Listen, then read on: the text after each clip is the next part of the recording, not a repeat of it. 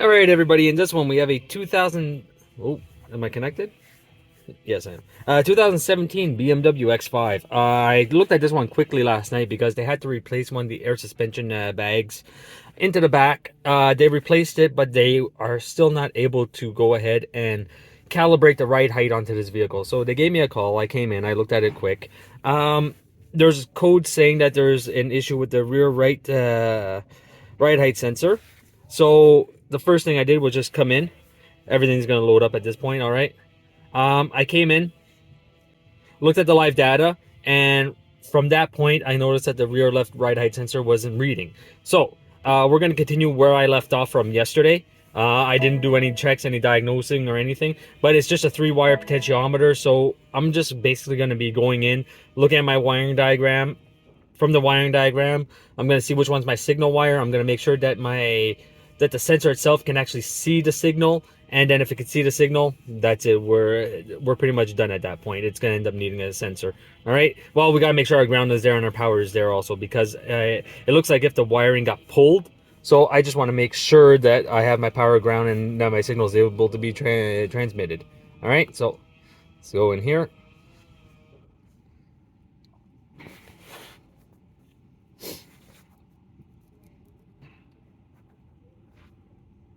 It was a lot faster last night for some reason.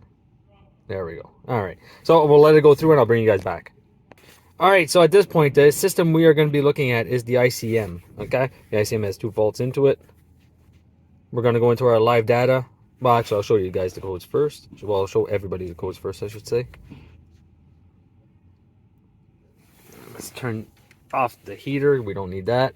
All right. So left rear ride height sensor measuring voltage is no good, and if we see right here, we cannot perform the adjustment because of this code up here. All right, so we're just going to escape. We're going to go into live data. It's going to be the first 4 data PIDs, if I'm not mistaken. Ride height sensors. We're going to see our voltages, and if we see, all right, I'll just show those ones. We have 2.14, 2.3, 2.76, and 0.01. So obviously we are having an issue on the rear left ride height sensor. So what I'm going to do right now is we're going to go into the back. There's a left and a right side. I'm going to take my measurements onto my right side, and then from there I'll switch over to the left and we'll see what's there and what's not. So let's go check this out. All right, so let's get underneath here. I am on the right hand side. We got a 3-wire sensor. All right, what we're going to be doing is just verifying ground. I'll bring up the scope real quick. Where are we? We'll go here. Bring up the scope. All right. So, sorry about that. All right. So, what we're going to be looking for is on this side is which one is our signal and which one is our ground and which one is our power. So, this one right here at the bottom should be my ground. All right. Nothing's in there. This one up here should be a signal. If we see, it's not exactly 5 volts. It's 4.3, 4.2, somewhere around there.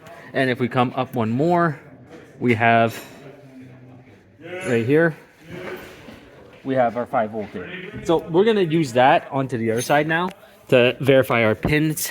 All right. So the one all the way up at the top, which is this guy. All right. Take this guy out. All right. Should be my ground. I'll bring you guys onto the screen. All right. So that guy should be 0. If we see, we are at 0. All right. My next one should be my signal, which will also be 0 at this point. Okay. And if I come up onto this right here, my next one should be my 5 volts. So very, very quick, we're just going to switch back over to our data. All right. So the one that we're worried about is the signal to the left. We see it right here. So all we're going to do is plug in another pin into the signal wire. Okay. Very quick. And then from there, we're just going to leech off the 5 volts or jump off the 5 volts, and we're going to go see our system. Voltage now. Now we can see we have 5 volts. So wire integrity and everything on that sensor on the signal wire is perfect. Okay. So now what we have to do is take and measure our ground.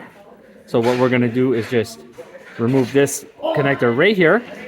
I already have the power probe set up and everything. That's what we're going to use to check out our ground. Our ground is supposed to be a ground. So if I take the power probe with a light bulb, my trusty diagnostic light bulb, all right,